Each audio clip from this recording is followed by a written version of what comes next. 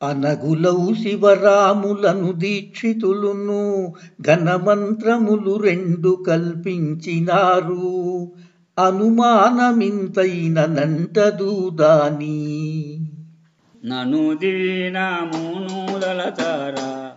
నీ భయములెల్లక్షణములో పూలాదీరూరా. జనుల కందర గుప్తి జడ భ్రాంతి తీరునాని అని చేసినారు దాని. ఘనమాతి తోడ మరువాకను దీనమునుదలతారా నీ భయములెల్లక్షణములో పూలాదీరూరా. జై నిజ గురుభ్యో నమః.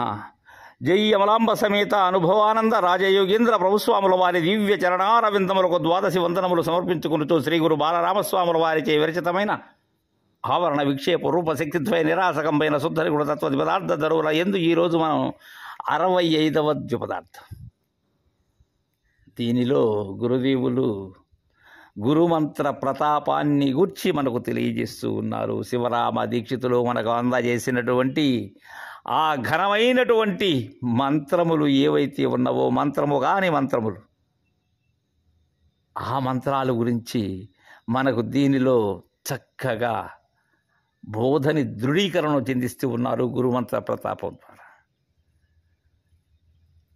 దీనికి మునుపు మతాల లక్షణాన్ని గురించి చెప్తూ త్రాడుని పాముగా చూసేటువంటి విధానం వద్దు, ఏది విన్నా ఏది కన్నా ఏది చేసినా అది వేరే అనేటువంటి భావనను ఎప్పుడూ ఎంచకు, ఏమైనప్పటికీ కూడా ఉన్న బయలును ఉన్నట్లుగా దర్శించు అని చెప్పి, నాయన శిష్య, దీనికి శ్రీధర స్వాముల వారి సేవ చేసి వారి ద్వారా పొందినటువంటి బోధను మనకు అందజేయుటకై అనఘులౌ శివరాములను దీక్షితులును ఘనమంత్రములు రెండు కల్పించినారు.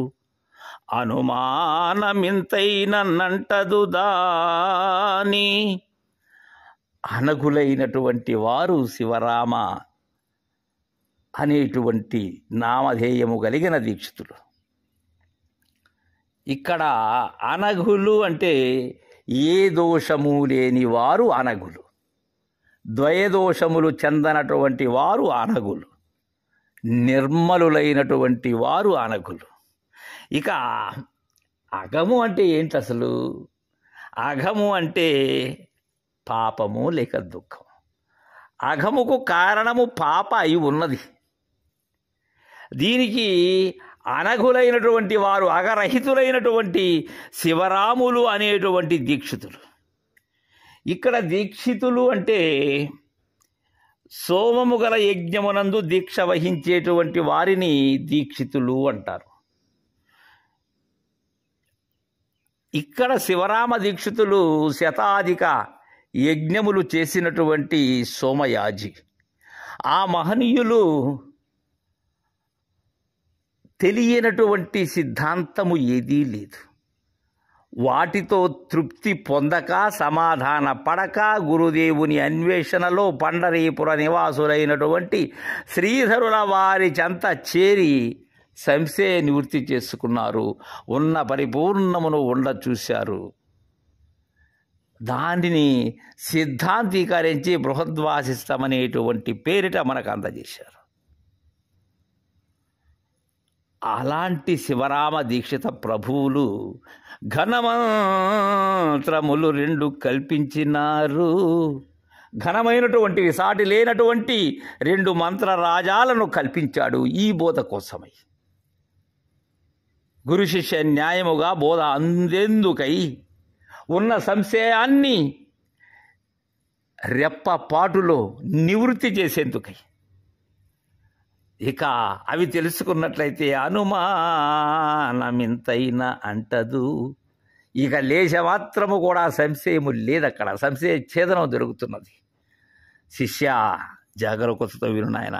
దాని నను దీనమును దలచారా నీ భయములెల్లా క్షణము లోపాలదీరురా. ఏ మంత్రములైతే తెలియజేశారో వాటిని మానక జపించాలి. అనునిత్యము కూడా వాటిని తలచాలి. అప్పుడు నీ భయాలు ఏవైతే ఉన్నావో అవి క్షణం లోపల తీరి అభయ స్థితిని పొందుతావు. అది నిజమైనటువంటి భయరాహిత్యమైన అభయ స్థితి. జనుల కందరకు చిజ్జాడ భ్రాంతి దీరునని కనిజేసినారు దాని ఘనమాతి తోడా మరువ కనుదీనమును దలచరా. జనులందరికీ కూడా ఈ చిజ్జడములు అనేటువంటి భ్రాంతి ఏదైతే ఉన్నదో, ఈ ఆత్మానాత్మల భ్రాంతి, జడాజడముల భ్రాంతి, చిత్తు అలానే అజడము అంటే జడము, చిత్తు జడం, ఈ భ్రాంతి తీరుతాయి అనేటువంటి భావనతో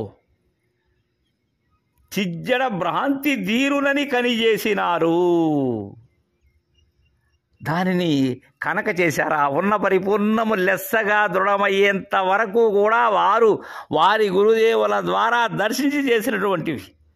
దానిని ఘనమతి తోడ మరువక అనుదినము దలచరా. ఇక్కడ ఏదో అమనస్క స్థితిలోనో లేకపోతే మనస్సుని వేరే విధములైనటువంటి యోగ ధారణలతో ఏకమయ్యి మనస్సు లేని స్థితిని పొందడం ఇలాంటిది కాదు. ఘనమతితోడా పూర్ణ మనస్కులై ధీయుతమైనటువంటి సూక్ష్మ మేధానిధి అయినటువంటి కుశలాగ్ర బుద్ధితో, ఆ కుశాగ్ర బుద్ధితో మరువక గురువు చెప్పినటువంటి బోధ, గురువు అనుగ్రహించినటువంటి సంజ్ఞ, ఇది ఏనాడు కూడా మరువక అనుదీనమును దలచరా. నీ భయములెల్లా క్షణములు పాలాదీరురా. ఇకే ఉన్నది భయం. ఉన్న మంత్రములు రెండూ కూడా ఉన్నవి ఉన్నట్లుగా తెలిసి మూడవ మంత్రమైన పంచదశితో సారూప్యము చేసిన పిమ్మట ఇక భయమేలా అనేటువంటి అభయ ప్రధానాన్ని మనకు చేస్తూ ఉన్నారు బాలరామ పండితులు. తరువాయి ద్విపదార్థాన్ని రేపు ముచ్చటించుకుందాం. జై గురుదేవ్.